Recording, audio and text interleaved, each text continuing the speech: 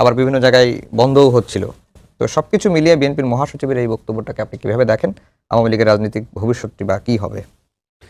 আপনাকে ধন্যবাদ। আমার সঙ্গে আলোচনায় সামান্তা আছেন এবং যারা শুনছেন সবার জন্য শুভেচ্ছা রইল।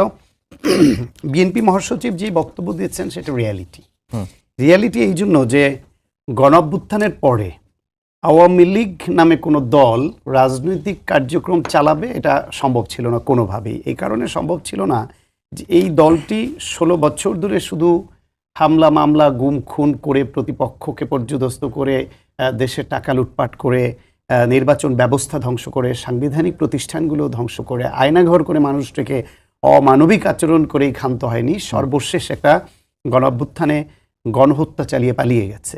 এই পালিয়ে যাওয়ার পরে তাদের কোনো রকম ভুল স্বীকার, দায় নেয়া, অনুতপ্ত হওয়া এর কোনো কিছুই এই দলের কোনো লেভেলের নেতাকর্মীদের মধ্যে দেখা যায়নি। সেই অবস্থায় নিশ্চিতভাবেই এই যে যারা গণহত্যা ঘটালো এই রকম জঘন্যতম অপরাধের যুক্ত তাদের তো বিচার করাটা জাতীয় দাবি।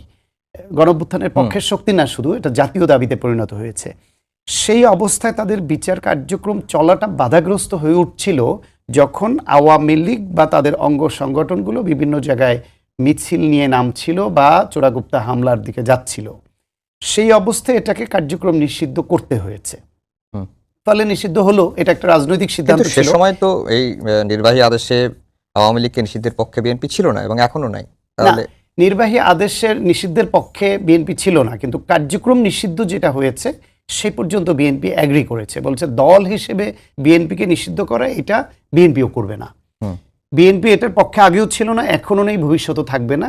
কারণ নির্বাহী আদেশের মধ্যে একটা দলকে নিষিদ্ধ করতে গেলে এই নজির স্থাপন যদি আজকে বিএনপি করে বা ইন্টারিম গভর্নমেন্ট করতো, এই নজির ভবিষ্যতে অনেকে ফলো করবে, সেই আশঙ্কা থেকে যায়। এবং একটি রাজনৈতিক দল হিসেবে গণতান্ত্রিক রাজনীতি যারা করে তারা নির্বাহী আদেশে রাজনৈতিক দল নিষিদ্ধ করার পক্ষে থাকতে পারে না।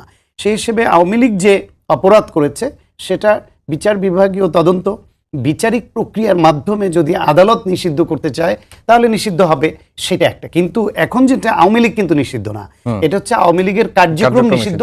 কারণ হচ্ছে তাদের কার্যক্রম ওপেন রাখলে তারা এই যে বিচার ব্যবস্থা, আওয়ামী লীগের যে অপরাধী নেতাদের কর্মীদের যাদের বিচার করতে হবে, যেটা জাতীয় দাবি যেটা বললাম, সেই বিচার ব্যবস্থাটাকে তারা বাধাগ্রস্ত করতে পারে। এমনকি তাদের কার্যক্রম যদি নিষিদ্ধ না থাকতো তাহলে নিবন্ধন থাকতো, নিবন্ধন যদি থাকে তাহলে তারা কোনো না কোনো ফর্মে নির্বাচনে অংশগ্রহণ করত। নির্বাচনে অংশগ্রহণ করলে তারা কেউ কেউ অপরাধীরাও তাদের বলয় আছে যেসব এলাকায়, সেখানে হয়তো কেউ কেউ এমপি হয়ে আসতো। এমপি হয়ে আসলে একজন খুনি গণহত্যাকারী সে এমপি হয়ে আসছে, তখন তাদের পক্ষে জনমতটাও তারা তৈরি করার ক্ষেত্রটা তৈরি করবে। ফলে এই বিচার আদৌ করা সম্ভব হতো কিনা সেটা নিয়ে অনেকের সংশয় ছিল। ফলে কার্যক্রম নিষিদ্ধ এটা ঠিক আছে, সেটা মানছে।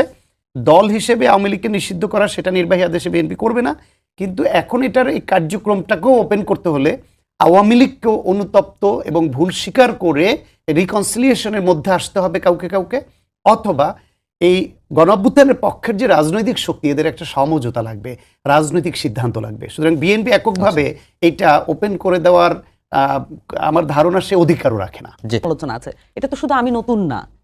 তো আমি কোন জায়গাটা বলছি যে একটা জোট হয়েছে, নির্বাচনী জোট, এবং এটাকে বলা হয়েছে এটা নির্বাচনী জোটও না। আপনি যদি প্রিভিয়াস সমঝোতা এটা একটা নগণ্য আসন সমঝোতা মাত্র। অ্যাজ ইফ মনে হয়েছে যে নির্বাচনটা শেষ হওয়া মাত্রই এটা ক্লোজ হয়ে যাবে মনে হয়েছে আমার কাছে তখনকার যত প্রেস কনফারেন্স। আমি কেন কথাটা বলেছি দেখেন, যে জামাত আসলে কখনোই মানে বাংলাদেশের ইতিহাসে এত ভোট পায় নাই, এত আসন পায় নাই। সবসময় এটা একটা মানে এই জামাত দল হিসেবে এক ধরনের, আমি এটা যদি অতি কথন না বলি, এটা অন্যের উপরে ভর করে চলা একটা দল। সবসময় অন্য একটি দল, অন্য একটি জোট, এইভাবে চলা একটা দল 41 সাল থেকে, তার জন্মের পর থেকে। এত ভোট, এত আসন, এটা কিন্তু এটা একটা ব্যাখ্যা তো প্রয়োজন।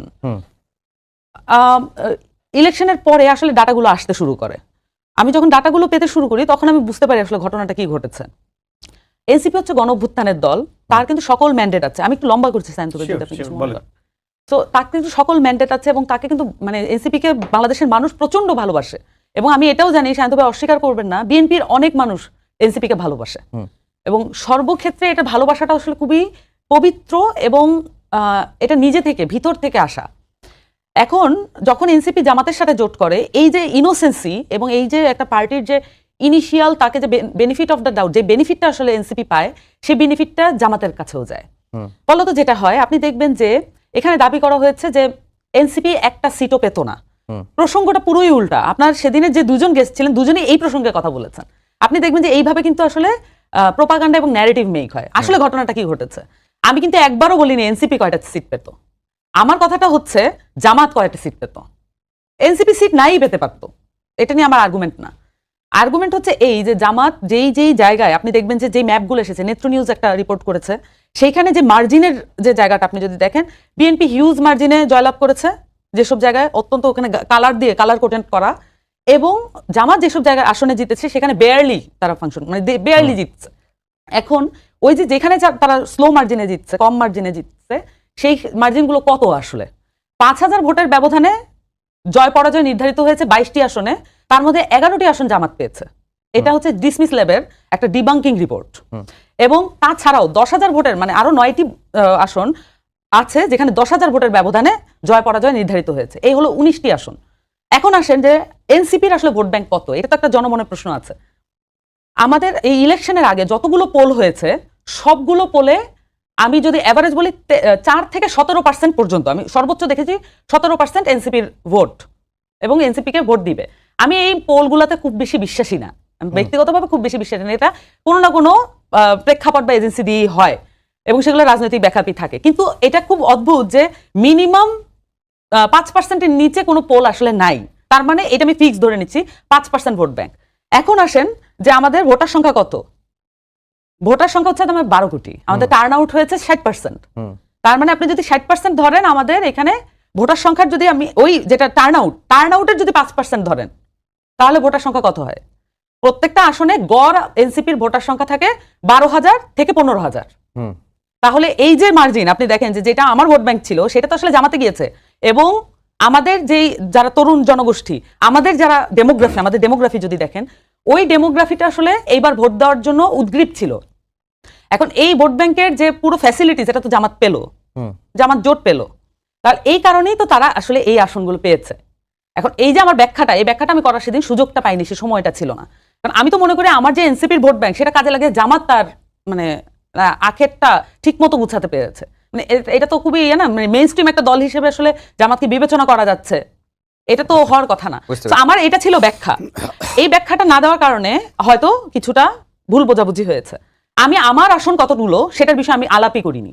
আমার কথা হচ্ছে জামাত কতগুলো আসন পেয়েছে, এবং মানে আমার মনে হয় যে আমার ব্যাখ্যাটা এটা এখন বাংলাদেশের সংবাদ মাধ্যমগুলোতে এই যে টক শো, বিভিন্ন আলোচনা বা সংবাদ মাধ্যমের বলাতে যে ন্যারেটিভটা তৈরি হয় ইলেকশনের সময়, এটা কিন্তু গুরুত্বপূর্ণ ভূমিকা